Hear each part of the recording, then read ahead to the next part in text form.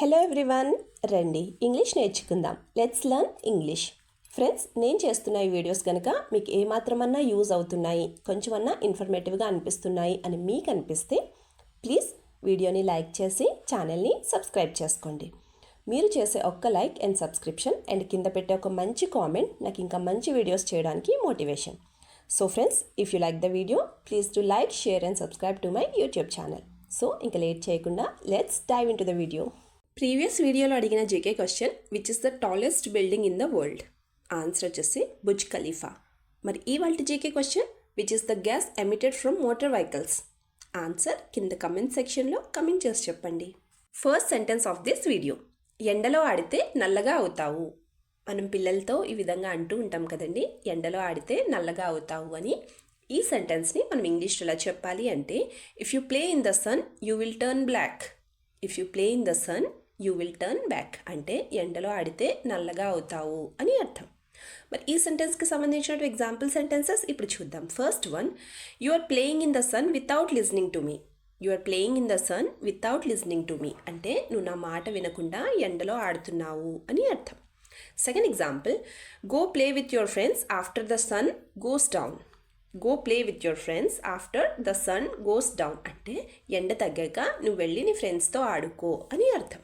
Next one, నీళ్లు తాగుతూ ఉండు. సమ్మర్లో మనం పిల్లలకి ఖచ్చితంగా చెప్పాల్సిన సెంటెన్స్ కదండి, నీళ్లు తాగుతూ ఉండు. ఈ సెంటెన్స్ని మనం ఇంగ్లీష్లో ఎలా చెప్పాలి అంటే, keep drinking water. Keep drinking water అంటే నీళ్లు తాగుతూ ఉండు అని అర్థం. మరి ఈ సెంటెన్స్కి సంబంధించిన ఎగ్జాంపుల్ సెంటెన్సెస్ ఇప్పుడు చూద్దాం. First one, why don't you drink water after going to school? Why don't you drink water after going to school అంటే నువ్వు స్కూల్కి వెళ్ళిన తర్వాత మంచినీళ్ళు ఎందుకు తాగడం లేదు? స్కూల్కి వెళ్ళిన తర్వాత నువ్వు వాటర్ ఎందుకు తాగడం లేదు అని అర్థం. Second example, you should keep a water bottle near by and drink water frequently. You should keep a water bottle near by and drink water frequently అంటే నువ్వు వాటర్ బాటిల్ని పక్కనే పెట్టుకుని, దగ్గరలోనే పెట్టుకుని వాటర్ తాగుతూ ఉండాలి అని అర్థం. నెక్స్ట్ వన్, సైకిల్ స్పీడ్గా నడపడం వల్ల పడతావు. మనం పిల్లలకి ఇలా కూడా చెప్తూ ఉంటాం కదండి, సైకిల్ స్పీడ్గా నడపడం వల్ల పడతావు అని. ఈ సెంటెన్స్ని మనం ఇంగ్లీష్లో ఎలా చెప్పాలి అంటే, you fell off because you were riding your bicycle too fast. You fell off because you were riding your bicycle too fast అంటే సైకిల్ స్పీడ్గా నడపడం వల్ల పడతావు అని అర్థం. మరి ఈ సెంటెన్స్కి సంబంధించిన ఎగ్జాంపుల్ సెంటెన్సెస్ ఇప్పుడు చూద్దాం. First one, you should not ride a bicycle where large vehicles are going. లేదా you shouldn't ride a bicycle where heavy vehicles are going అంటే పెద్ద వాహనాలు వెళ్ళే చోట నువ్వు సైకిల్ నడపకూడదు అని అర్థం. Second example, no matter how many times I tell you, you are still riding your bicycle at full speed. That's why I'm selling bicycle. No matter how many times I tell you, you are still riding your bicycle at full speed. That's why I'm selling bicycle. అంటే నేను నీకు ఎన్నిసార్లు చెప్పినా సరే నువ్వు సైకిల్ని స్పీడ్గానే నడుపుతున్నావు, అందుకే నేను నీ సైకిల్ని అమ్మేస్తున్నాను అని అర్థం. నెక్స్ట్ వన్, ముందు తిని తర్వాత ఆడుకో. ఈ సెంటెన్స్ని మనం ఇంగ్లీష్ ఎలా చెప్పాలి అంటే, you eat first then play లేదా లేటర్ ప్లే అంటే ముందు తిని తర్వాత ఆడుకో అని అర్థం.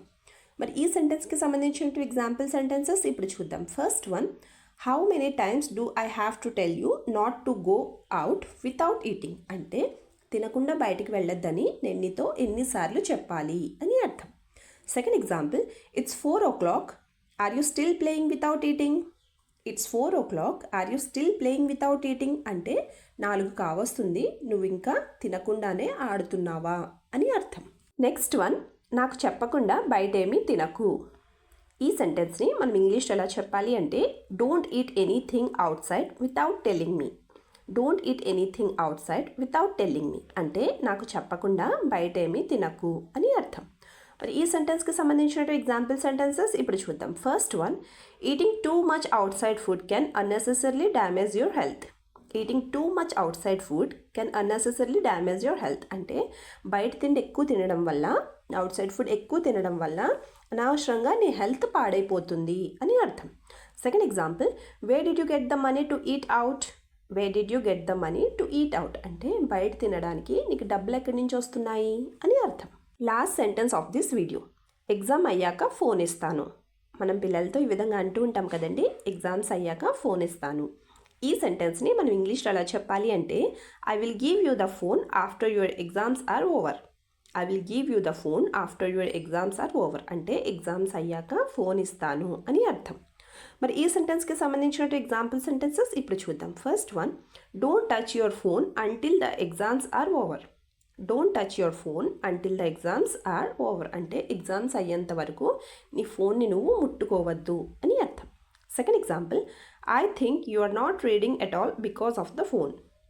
I think you are not reading at all because of this phone అంటే ఈ ఫోన్ వల్లే నువ్వు చదవట్లేదని నాకు అనిపిస్తుంది అని అర్థం. వీడియో లాస్ట్ వరకు చూస్తున్నారు అంటే నా వీడియో మీకు నచ్చుతుంది, అలాగే నా వీడియో మీకు ఎక్కడో చోట యూజ్ అవుతుంది అనే కదండి.